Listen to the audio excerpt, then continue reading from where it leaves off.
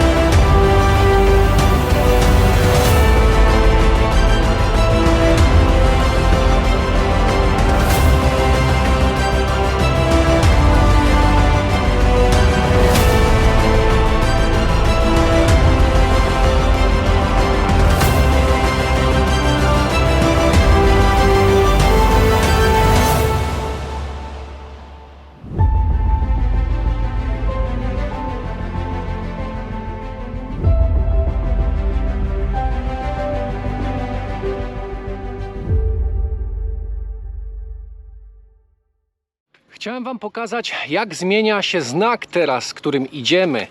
To jest nowy znak, którym się będziemy kierować w stronę Fuldy. Biała muszla na niebieskim tle. Mam nadzieję, że wideo z drona się podobało. Zrobiłem co mogłem, jeżeli chodzi o dzisiejszą pogodę. Dużo mgły jeszcze było na sporych wysokościach, ale wydaje mi się, że wyszło całkiem spoko. Dzisiaj mamy około 23 km do przebycia. I to przez góry, lasy. Też będzie ciekawie. I idziemy bez noclegu. Nie mamy żadnego noclegu. Nie udało się jak na razie nic załatwić. Będziemy oczywiście improwizować. Czyli typowo już teraz dla nas. To jest typowe na tym kierunku. Normalne. Normalne, tak, czyli normalne w sumie. Winnie poszedł przed nami, Niemiec, który tutaj z nami od czasu do czasu idzie i się spotyka. On jakiś tam nocleg sobie załatwił, jemu się udało.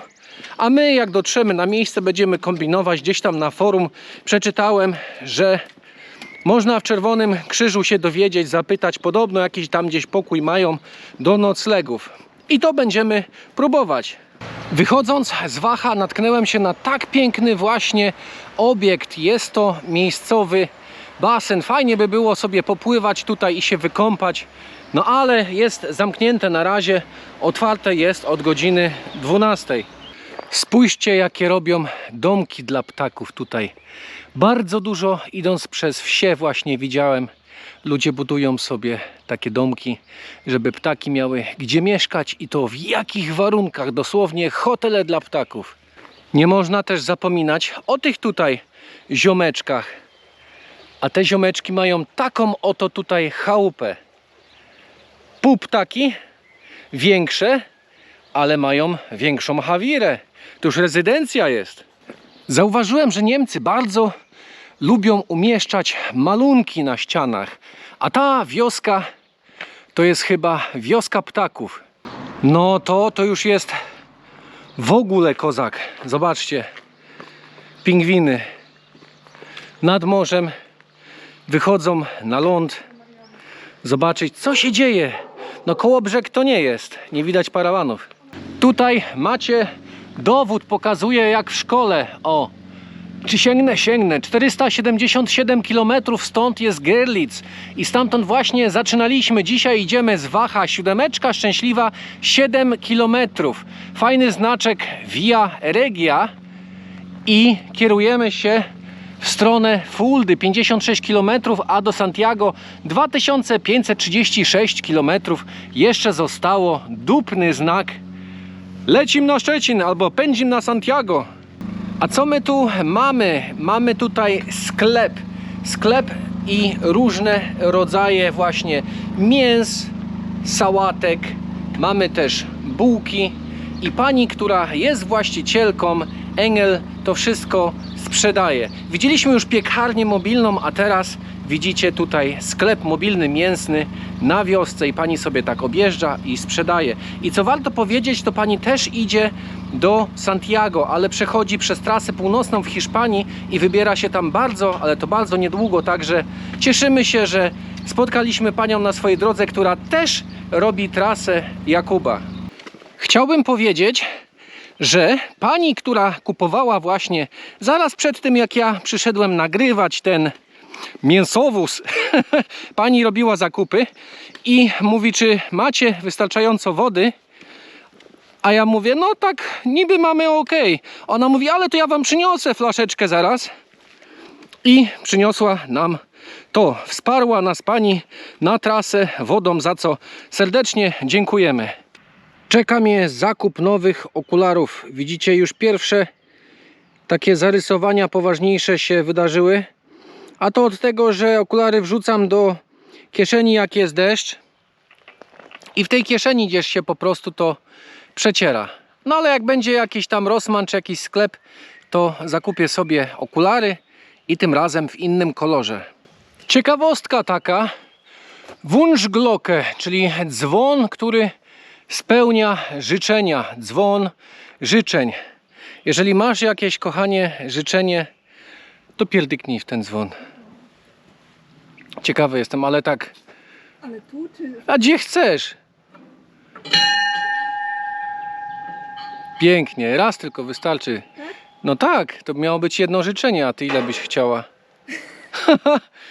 I teraz czas na mnie, a z okazji, że mam swój kijek, to ja swoim kijkiem teraz pierdyknę tu w ten dzwonek i pomyślę sobie życzenie, abyśmy cało i szczęśliwie dotarli do Santiago de Compostela, a może i nawet dalej, nad sam skraj wody. Dziękuję. Kolejna miejscowość na naszej liście. Wchodzimy do miejscowości Geisa. Kochani, tą historię to musicie usłyszeć, co się wydarzyło. A wydarzyło się to, że nie poszliśmy w sumie do żadnej tutaj restauracji, tylko chcieliśmy znaleźć nocleg. No i ja tak idąc, patrzę, jakaś rodzinka tam jest w ogrodzie i dłubie coś tam siekierkami, właśnie jakieś drzewo rąbie. No i zagadałem co tam i mówię właśnie, że szukamy tutaj na miejscu noclegu i w ogóle. No i zaprosili nas do siebie tam na ogródek. No i zaczęli dzwonić gdzieś tam po znajomych, po jakichś miejscach, gdzie można tutaj dostać nocleg i nic nie było. Natalia tam była też zajęta, prowadziła rozmowę telefoniczną, potrzebowała troszkę popracować. No i ja z tym gościem ciągle na telefonach szukaliśmy jakichś tam informacji, gdzie możemy tutaj ewentualnie przenocować. No i tak nie było nic i w ostatnim momencie wyskoczyła jedna miejscówka, mianowicie około 14-15 km stąd. A co jest najlepsze, ta miejscówka to jest naszą docelową miejscówką na jutro. Ale z okazji, że tu nie ma żadnego noclegu, no to wymyśliłem taki sposób, że pojedziemy sobie tam autobusem do miejscowości, w której mamy być jutro. Pojedziemy sobie na nocleg dzisiaj. Jutro wrócimy do tej miejscowości, gdzie jesteśmy tu. Przejdziemy się do miejscowości, do której powinniśmy przejść dnia następnego i weźmiemy sobie nocleg jeszcze raz w tym samym miejscu, jeżeli to będzie możliwe. I teraz czekamy właśnie na autobus na przystanku. Ja już tam dzwoniłem, dogadałem się z panią, wysłałem maila i mówi, musicie być na 19:45, bo inaczej zamykam. I okazuje się tak, autobus odjeżdża stąd o godzinie 18:51. Dojeżdża do miasteczka o godzinie 19:30 i 10 minut zajmuje dojście z buta jeszcze do tego miejsca, gdzie będziemy spali. Miejsce nazywa się Bonifacius Kloster i to jest taki klasztor Bonifacego. I 19:40 powinniśmy łapać za klamkę budynku na nasz nocleg. Jak zwykle nocleg został zorganizowany w ostatniej chwili. Miał być nocleg dzisiaj w sumie awaryjnie pod namiotem. No ale z okazji, że udało się to załatwić, to lecimy w tamto miejsce. Jutro wracamy tu z powrotem, jak mówiłem, i lecimy ten szlak, co powinniśmy robić jeszcze raz, że tak powiem, bo dzisiaj autobusem, ale to jest nie fair, dlatego jutro wracamy tu z powrotem i idziemy z buta jeszcze raz do tego samego miejsca, do którego dzisiaj jedziemy. Ha! Tak to brzmi, jest to trochę takie porąbane, ale zazwyczaj tak to wszystko wychodzi na ostatnią chwilę, ale to działa. A wiecie, co jest najlepsze? Że ten autobus, on jest w sumie ostatni i do tego ma numer 77. Słuchajcie, 2 siódemeczki. Szczęśliwy autobus dla nas jest dzisiaj. Dzięki temu autobusowi i dzięki temu, że z tym gościem tak twardo walczyliśmy o załatwienie noclegu, mamy przetrwanie. Jedziemy już, jesteśmy w trasie, jeszcze około 10, maksymalnie 15 minut i będziemy w miejscowości Hunsfeld i z buta 10 minut do klasztoru. Jest, udało się, proszę Państwa, dochodzimy na miejsce, 19:30, jeszcze mamy kilka minut zapasu, a tak oto wygląda właśnie klasztor Bonifacego. Idziemy znaleźć teraz jakąś panią. Gdzie to się wchodzi? Chyba nie tu, tam dalej raczej. Idziemy teraz znaleźć jakąś panią, która nas tutaj przyjmie. Pokój na dzisiejszą noc ma numer 312 i wygląda w następujący sposób. 2 takie pojedyncze łóżka, biurko do pracy. Nie ma za wiele miejsca tak naprawdę. No i jeszcze taka łazienka z prysznicem. I za chwilę jeszcze opowiem Wam, albo w sumie najpierw pójdziemy zjeść, a później opowiem Wam jeszcze jedną ciekawą rzecz. Głodna? Troszkę. Troszkę, to idziemy. No i jesteśmy już w knajpie, siedzimy w centrum miasteczka. Przyszliśmy do najlepszej włoskiej knajpy, jakiejś tutaj w okolicy, La Bella Vita. No to niech nas wita, a my zamawiamy. Przyszła pora, żeby opowiedzieć teraz historię. Wiecie już dlaczego tutaj w sumie trafiliśmy, że to był ostatni moment i trzeba wrócić tutaj mianowicie do jednej sprawy. Pani, do której dzwoniłem, poinformowała mnie, że... Bo ja się pytałem, jaki jest koszt ogólnie noclegu w tym klasztorze tutaj właśnie Bonifacego. I pani mi powiedziała, że to jest szpend, czyli powinno być to, co łaska, takie znane, co do tej pory było między Görlitz a Wacha, czyli Okumenische Pilgerweg. I tam było faktycznie co łaska, no i zostawiało się tam 10 euro na osobę, czy 15 euro na osobę, cokolwiek, ktokolwiek ile uważał. No i my przyjechaliśmy tutaj na miejsce, już jesteśmy na recepcji, rozmawiamy sobie z panią i pani, kiedy przyszło do płatności, pani mówi, a to będzie 30 za osobę, czyli 60 euro będzie za noc. My chcieliśmy wziąć sobie 2 noce i ja sobie tak myślę, kurde, coś jest nie tak. I mówię, proszę panią, ale miało być, tak było dogadane, że pani mówiła, że to jest co łaska. Ona mówi, tak, to jest co łaska, ale jest 30 euro za noc, bo i wyciągnęła cennik i pokazała, że jak ktoś sobie chce tu na co dzień zostać, no to cena z podatkiem wychodzi 70, jakoś tam 7 euro czy coś takiego na osobę. I jeżeli byśmy chcieli tu we dwójkę zostać i nie bylibyśmy pielgrzymami, to trzeba by było zapłacić coś koło 150 euro mniej więcej za dobę, czyli 300 euro przepraszam, za 2 doby. A tak, jeśli mamy paszport pielgrzyma, no to wtedy płacimy 30 euro na łeb, czyli 6 dyszek na dzień. Moim zdaniem była to taka nieuczciwa praktyka ze strony tego właśnie miejsca, bo pani mogła powiedzieć przez telefon coś w sensie, że to nie jest ile co łaska, tylko, bo ja się zapytałem, ile wynosi cena za noc, powiedzcie mnie. I ta pani powiedziała wtedy właśnie co łaska. I tu nas oszukała, mnie oszukała, bo ja to załatwiałem ogólnie i jak byłem na miejscu, powiedziałem pani, że to nie jest w porządku, ja się czuję z tym właśnie taki oszukany i nie jest dobrze, że coś takiego w ogóle robią i zamierzam o tym opowiedzieć wszystkim, którzy właśnie będą tędy mieli chęć kiedyś przejść, tym pielgrzymom, że tutaj już jak się idzie jest jakoś tak drogo, oni zrobili sobie z tego mega biznes, czyli z klasztoru. I podejrzewam, że tak się dzieje w wielu miejscach, bo ciężko tu jest złapać nocleg, tak jak było do tej pory, że właśnie faktycznie można było coś złapać sobie na szlaku tam za dychę czy 2 dychy. No to tutaj zrobili sobie z tego biznes, a z tego klasztoru uczynili sobie po prostu hotel. Ja mówię do pani, polecał będę pielgrzymom iść jakąś inną drogą, trzeba sprawdzić inną drogę, żeby tu nie łazić, bo cholera oszukują. No bo tak, inaczej tego nazwać nie można, to jest po prostu oszustwo, bo ludzi przez telefon powinno się o tym informować. Jeżeli jest jasne pytanie, ile to kosztuje, to się mówi ile kosztuje, a nie co łaska. To kochanie, wypijmy za zdrowie nasze i za udaną oczywiście wyprawę. A oszustom życzymy pustych szklanek.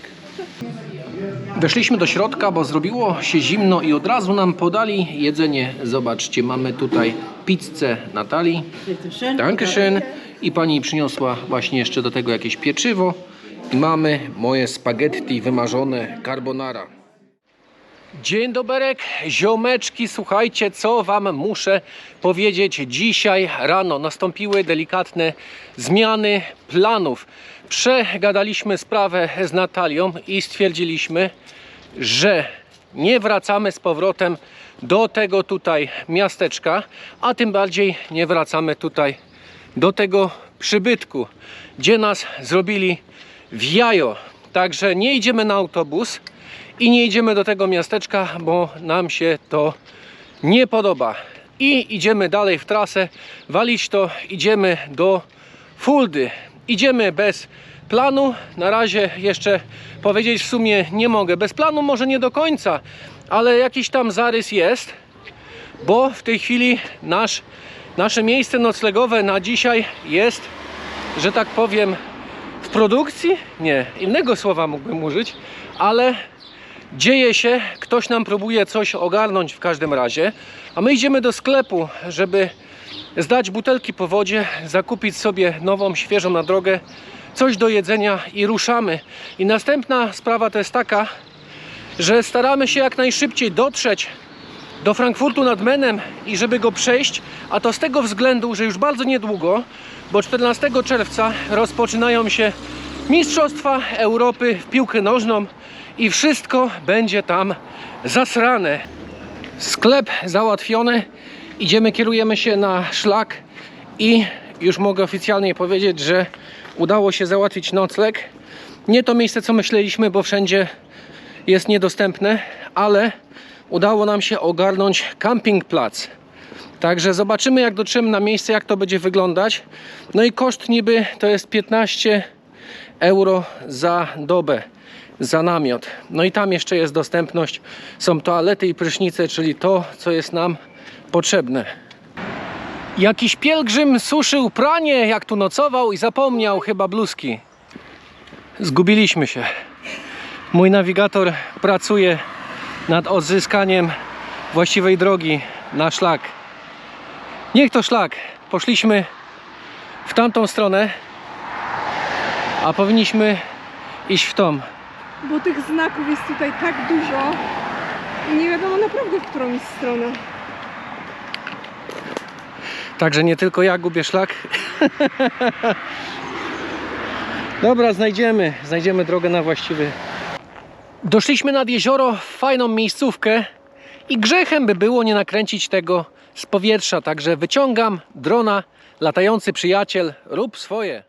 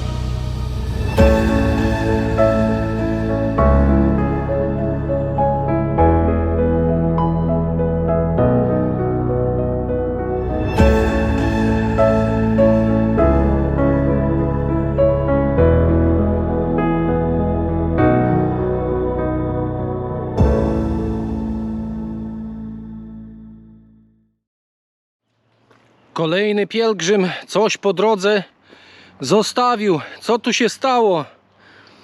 Wilki jakieś porwały pielgrzyma, czy co? Do lasu? Ale ładna ta kurtka. Może chcesz? To sobie weź, jak ci się podoba. Ja dziękuję, mi jest wystarczająco ciepło. A ja mam wystarczająco dużo bagażu. A może ktoś tak po prostu zostawił faktycznie, żeby ktoś sobie wziął? Albo faktycznie powiedział: pierdzielę, nie idę już nigdzie więcej, zostawiam to, idę na Albo- krótki rękaw. Spadło mu z plecaka.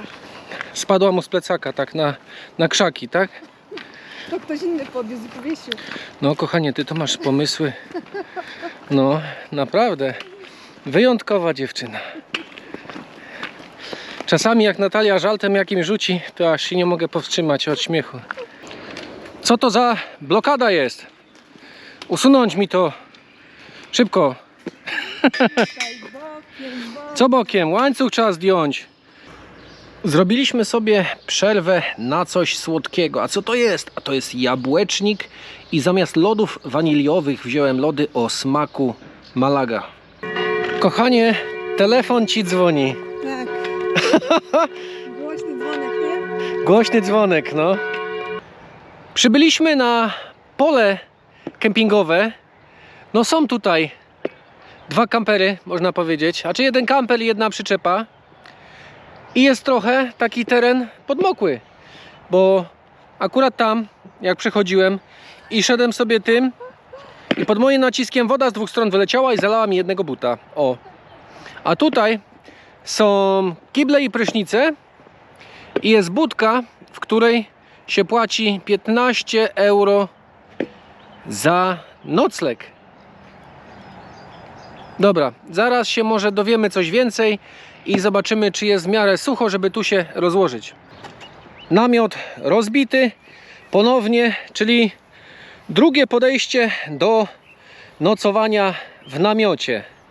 Ale dzisiaj, powiedzmy, ostatnio była lepsza pogoda, ale dzisiaj i następnych parę dni będzie takich, że nie powinno padać w ogóle nad ranem nic, a ostatnio padało. Także tym razem namiot powinien być suchy.